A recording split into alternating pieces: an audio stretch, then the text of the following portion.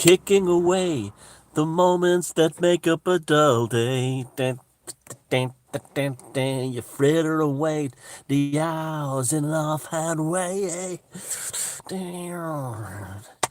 I went to bed at 6 a.m. last yesterday morning. I woke up at 2 p.m. today. And my biological clock has begun getting stranger and stranger, and my eyes are really puffed up from the hay fever now, but it's okay. Stranger, and so I got the dew this morning.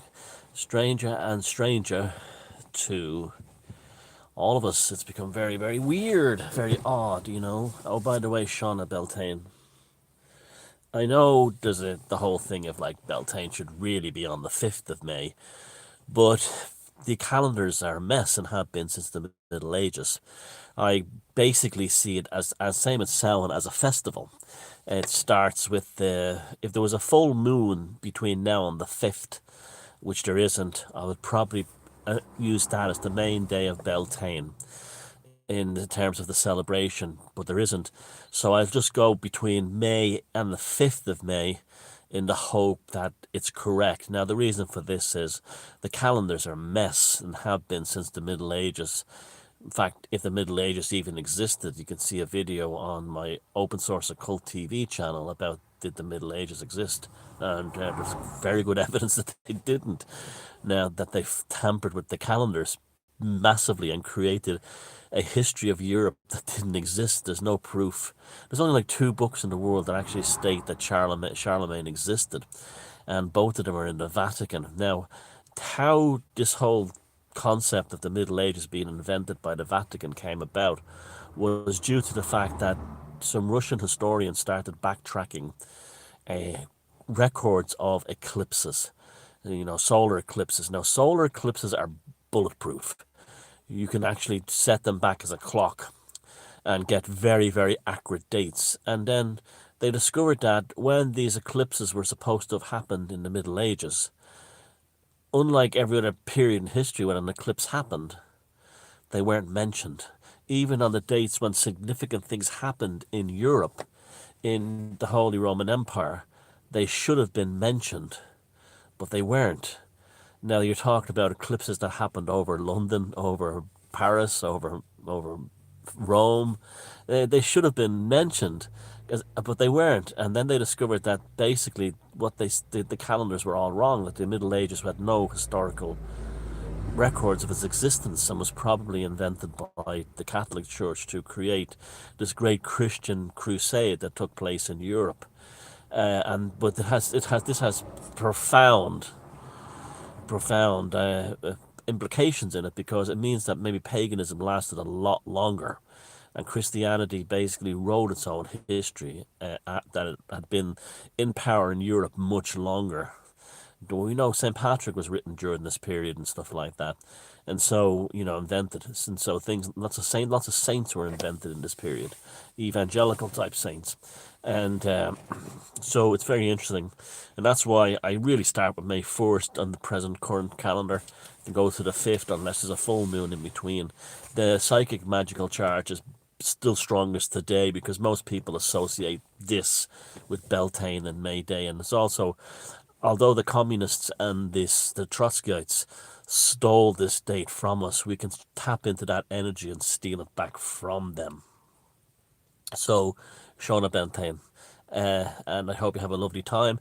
I'm going to light a bonfire out the back later on, and that'll be the Beltane fires, or the fires of Baal. And that's an interesting thing. Like, I got some very good comments yesterday about the Christian origins of Baal, and also El and everything like this. Is the thing about the Christian truthers, is that they're basically Talmudists, and that's ironic because they all hate the Jews and they hate the Talmud, and they always cite the Talmud as an evil book. Yet their attitude towards things like Baal and Molech and El come directly from the Talmud. They're actually Talmudic in their spiritual identity, which is really, the irony upon irony sauce, with irony upon irony with irony sauce on the top of it. And at the same time, they're warning people about how evil the Talmud is. Here they are using the actual prohibitions in the Talmud. Say, oh, Molech is bad and Baal is bad, and all the pagan gods are bad, and this kind of thing. They really are messed up beyond comprehension, and which is really what that kind of Christianity. Now, I'm not talking about like sort of esoteric Christianity or uh, folk Catholicism, which I don't have a problem with. It's things like the King James version of the Bible, which was the restoration of the Talmud of the North, essentially, and made Europe basically Talmudic in terms of its law, but also its spiritual identity. Now, this is why it collapsed and never really lasted. I mean, the Lutheran Church has been a complete failure, and in terms of like compared to Catholicism or something like that. Now, another thing is that because of this lockdown, people aren't going to church. Now, that's interesting because that might actually help them develop a stronger spiritual identity. A lot of people who go to Catholic masses, and a lot of people still do. I think many of them, particularly in like Ireland, going to mass is more like a social engagement. It's not really a religious, definitely not a spiritual one. And I think the same with the Protestants in Ireland as well. A lot of basically most Protestant congregations in Ireland are north and south are basically social clubs. They're basically community social clubs, and that's comes second after the religious aspect of it. I don't know how it is in your country, but it's definitely like in Ireland amongst Catholics and Protestants. Going to religious services is definitely like more like a community club than anything else. Now, and that community club thing, which is much to do with meeting out, hanging outside afterwards, like in a town that I work in near here is a very kind of wealthy, affluent town, and there's a lot of wealthy Catholics, wealthy Protestants, and Methodists, and those kinds of things in it. I noticed that after they come out of their religious services on a Sunday, it's a whole day of socializing thing. They meet up with their friends. Nothing wrong with this, by the way. I'm just asking, it's quite a nice thing. And then they'll often go to restaurants or go to spend a day shopping or go to the beach. So it's almost like a contact point for the community more than a spiritual thing. Now, with the lockdown, that's been taken away from them. And maybe these people will, instead of depending on a priest or a minister or a Church of Ireland deacon or whatever to do the thing for them, they'll actually develop a stronger spiritual sense within themselves. So it's ironic that the closing down of the houses of religious worship is actually might actually make them more spiritual. It's just so funny. It's just like, did we any of us ever uh, envision this? Like we saw movies like The Omega Man and Planet of the Apes and uh, all these post Escape from New York, all these great post-apocalyptic movies, like, and even the really dark ones like The Road and 28 Days Later. And you think like, well, it's going to be like that. The book The Stand. No, the film's not too good, but the book The Stand, and you think it's going to be like that almost, and then it's not. It's you sitting at home and you're still able to get beer and pizza delivered, and your curry house is open, and you're watching films or hanging out or doing your hobbies and stuff like that. And because of that, there's been all kinds of byproducts of that, and one of them being the closing of Catholic and Protestant churches. Although a lot of synagogues, well, the Orthodox synagogues, a lot of them are still open. They haven't actually cracked down on them in New York, and a lot of the mosques are open. I don't know about the kind of middle class suburban mosques in Dublin and stuff like that, but I know a few mosques around the country are still doing it, and it shows how that's all about controlling people, holding on to them, grabbing them and keeping them. And what was I going to say? Yeah, so like all surprising things have happened. Now there's all kinds of interesting things are happening too as well. Like I had a friend there talking about she's having sleep paralysis experiences again. Don't worry about that. Yeah, the spiritual world is getting much closer, but the sleep paralysis thing is not going to really harm you unless you let it harm you. And I know it's a very unpleasant thing, I had a now it's his. I had a nan who suffered horrifically from it, and she was the youngest of all the family. Of all the, she was the first one of the sisters to die, young, of cancer, and she was the youngest member of the family, and she was the first one to die. And she was a lovely girl as well, and I was very saddened when she died. But she'd had a hard life too, like a couple of abusive marriages and things like that. And on top of that, she had awful sleep paralysis. But she was a lovely, kind person. She never lost that about her, and so her spirit was strong, and she has been renewed and reborn in a better life and a better place. But because of her goodness and kindness that was underneath the hardships that she went through, but you know, she lived in terror of it. You know, people, she was getting seeing priests and everything, and none of them were giving her any relief and things like that. Psychiatrists and psychologists were all just saying it was in her mind, or it was a kind of an REM thing, and she could take tablets for it and stuff. Look, the thing is, if you get sleep paralysis, it will go away if you ignore it. It's what happens is that I know this is going to piss off all the atheists and stuff and all the scientific materialists. What the sleep paralysis is an entity trying to get into you. Now, you've heard about succubuses and incubuses and all this kind of fairies and the slawera in Ireland and the kind of jinns in the Islamic world, but that's what it is. It's an entity. See, because there's a lot of uncertainty, like people who have children and stuff like that, or maybe the relationships are having difficulty, although most relationships have grown. I'm not implying anything about anybody here. I'm just saying, you know, oh, this makes things like this, although I'm going to talk about the nice side of it. It does present. I would use the word challenges more than problems, particularly people who have, you know, small businesses and they don't work in the public sector and they're worried about their company they're going to be able to kick up again. You'll have people who own shops and things like that. A lot of them might be experiencing the sleep paralysis thing right now, because of this these fears, these worries, these concerns, these challenges. Let's call them challenges, okay? Let's not get caught into too much of the dark end of this. And these challenges, they play on your mind at night when you're in bed, you know, and because the kids are asleep, your husband or your wife is asleep, your girlfriend or boyfriend is asleep, or if you're on your own, if you're looking after your mother or something like that, she's asleep, and then you know the worries begin, and you have this, oh, what was going to happen here? Is me mommy going to get better? Is she in danger?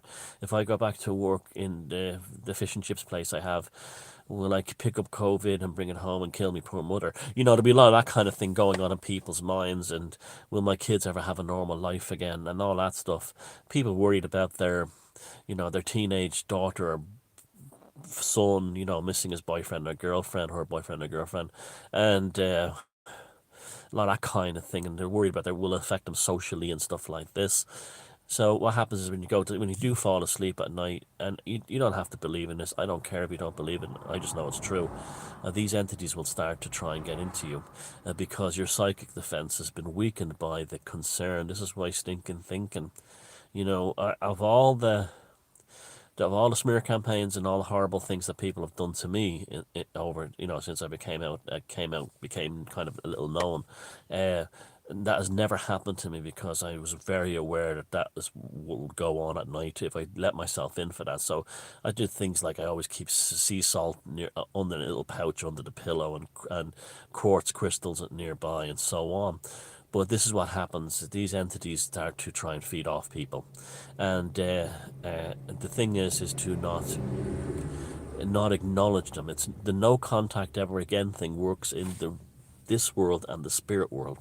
And what happens is, if you're sitting there going to sleep, this fucking thing is going to come again tonight. It will come again tonight. What the thing, the way that people have always dealt with this is to not give it any power. So here's your attitude towards it. There's a sleep paralysis entity coming into the house now and again. When I'm not asleep, just what it is. Fuck it, and it'll go away. It'll go away. But if you live in terror or fear of it, it will eat into you more, and it's not healthy. It's not good. It destroys your sleep. You know, even if like me, you went to bed at 6 a.m. last night, make sure you get the proper sleep. You know, it doesn't matter. You know, I know it feels weird waking up in at 2 o'clock in the afternoon and having a tuna sandwich for breakfast, But that's okay. You still have still do it. Still get your sleep. Still get your have something to eat when you wake up. Still, you don't have to have a bowl. Don't have a bowl of cereal. Have food when you wake up. But this is important. This is so don't. This is I know. Like I said yesterday, don't buy into the fear porn thing. It's not just a matter of it being born into the fear porn thing. It's also can hurt you. It can hurt your friendships, your relationships, your interaction with your family, your sense of self. Stinking thinking is an awful thing, and yeah, there's here's something for you. If you've ever read about people who were facing death and there was no chance out of it, and I'm talking about people who are about to be executed and so on, just in the hours before it happens, like in Irish history is full of this story of like we're raised on the heroes who fought for Ireland, and this kind of thing, and the British put them up against the wall and shot them. The They always had tremendous calm at the end, and wrote beautifully eloquent letters to their families and wives and things like that. There was one guy called the O'Reilly, and he was in the 1916 uh, uprising in Dublin, and he was a great man. And he went around the night before because of all there was all kinds of intelligence operations that went wrong on the eve of the uprising, but he still took part, and he went out there. And towards the end of the rebellion, when the centre of Dublin was in ruins, the rebels had battered themselves into a series of cottages on Moore Street by knocking down an incredible story, how it's never been made into a movie, but like Michael Collins, and he was there, and like the whole thing was led by a 17-year-old guy who was put in command by James Connolly, who had been shot and he was like a Scottish Irish Union leader, and he was shot, and he was bleeding. And so the command post was taken over by like a 17-year-old kid from like Roscommon or something. And with like machine guns firing at them constantly, they had an incredible retreat without losing one of them, and they went through, including the injured, and they went through a series of houses, and they were very close. They decided they were planning whether they should break out of Dublin because it was still possible. And one of the things they could do this was at the end of Moore Street, where they were locked up inside houses. There was a British machine gun post, and this guy called the O'Reilly led a charge on it, and they were shot down, and but they nearly got it though, and then some civilians were killed. Patrick Pearse, the leader of the rebellion, saw some civilians being shot, and a family actually they were coming out of a shop and they were trying to escape because the city was burning from the shell fires from a battle from heavy artillery, and he saw them being accidentally shot. They were accidentally gunned down, and he decided to call to surrender right there and then.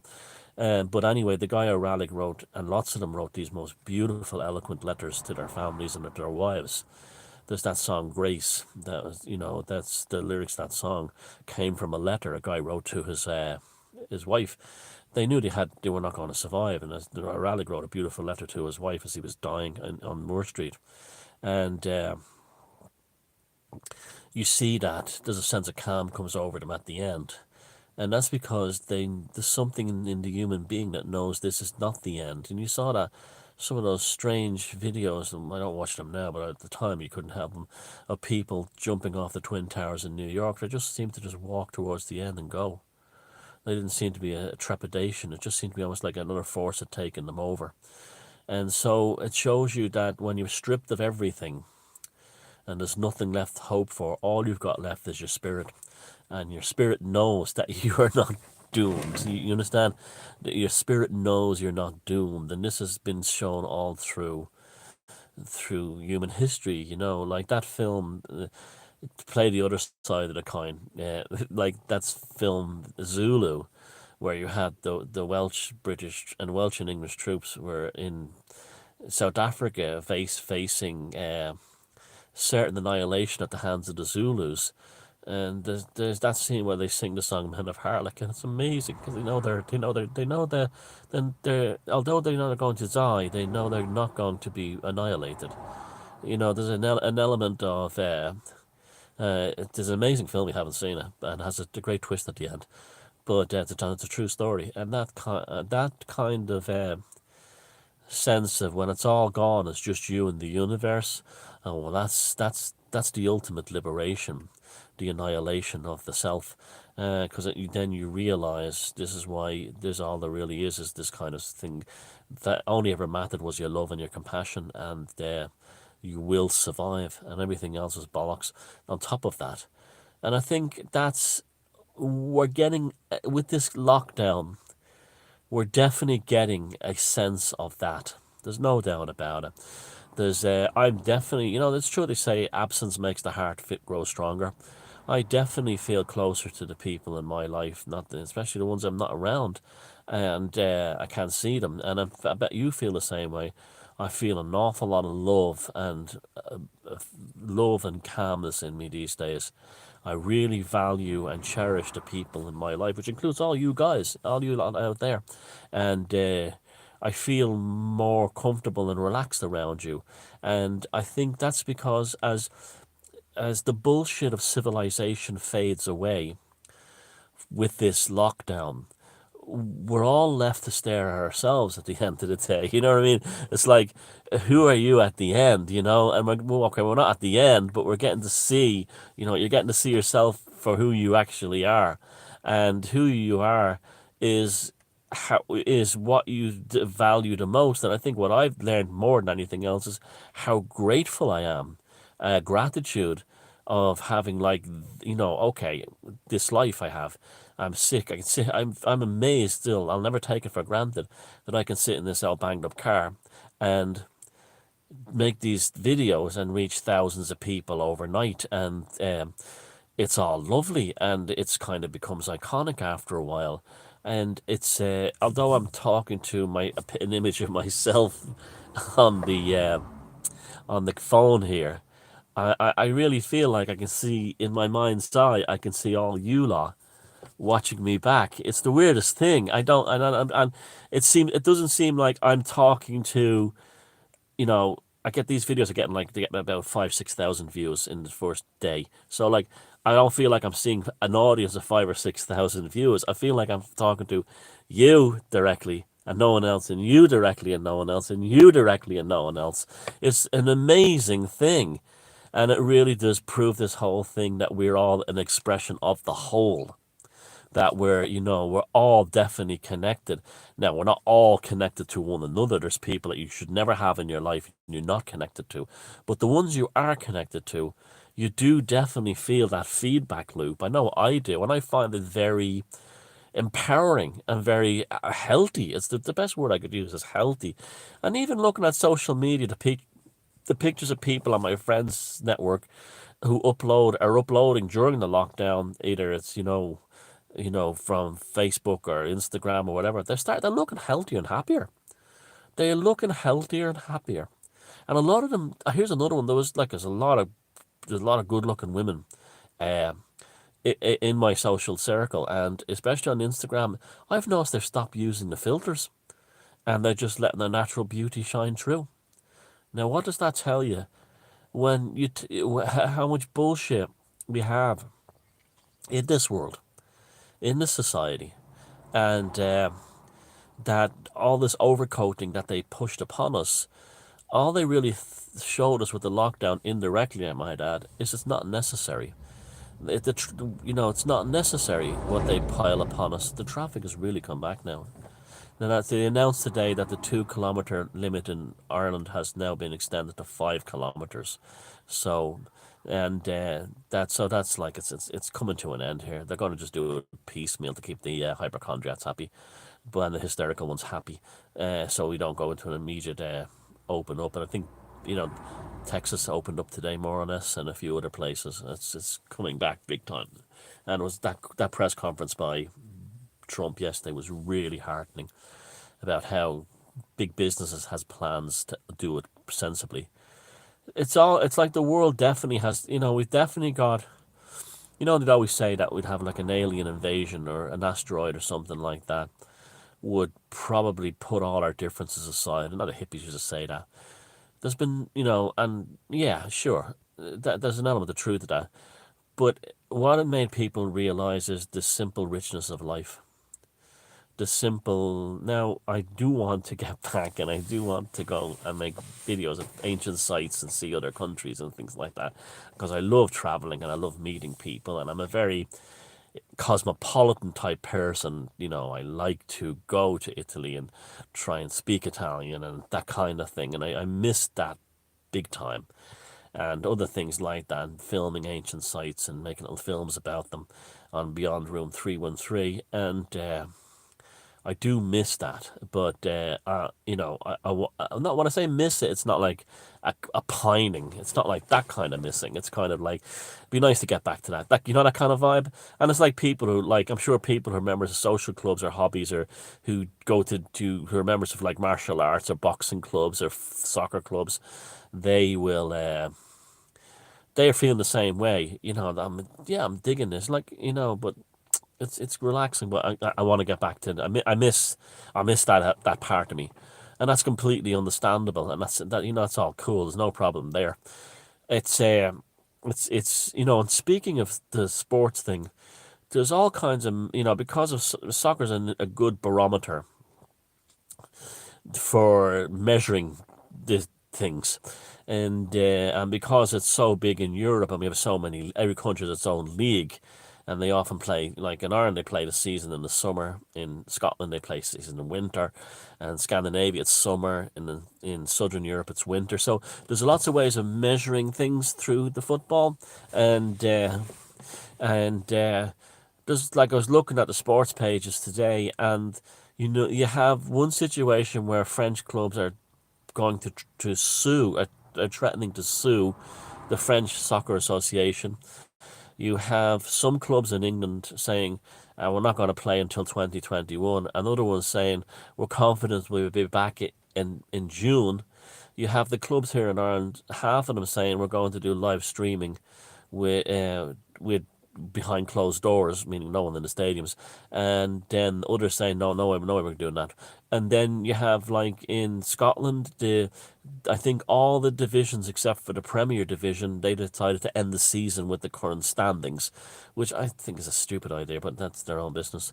And then you have the Bundesliga in Germany wants to go back, but wants to do live streaming from empty stadiums. You have the Italian league who doesn't want to go back at all. And I don't know what's happening with the Russian league and stuff like that. But it's a very good barometer to understand uh, how the virus, this thing, this phenomena called C-19, has affected individual countries. And you see that we're all very different culturally and nationally, which is a good thing because they haven't globalized us yet. Now, there's another thing too I saw of a video that a friend of mine in Holland shared of a Vedic astrologer did. A lady, I think she was American, no, American, Australian, I can't remember. She did a Vedic astrology profile of Bill Gates, and basically, now this woman doesn't appear to have an axe to grind, but she just did his Vedic astrology reading because he's the man of the hour kind of thing.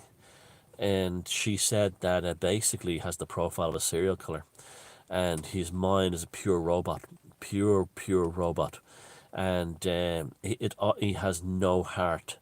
He functions entirely from his like a machine, and wow, that was very powerful, I thought. And yeah, and then I read the comments on the thread by all these new age chicky poos who like all that stuff, and they were all like, he's evil, he's horrible, he's a monster, he's terrible, he's evil, he's horrible, he's a monster, he's terrible. And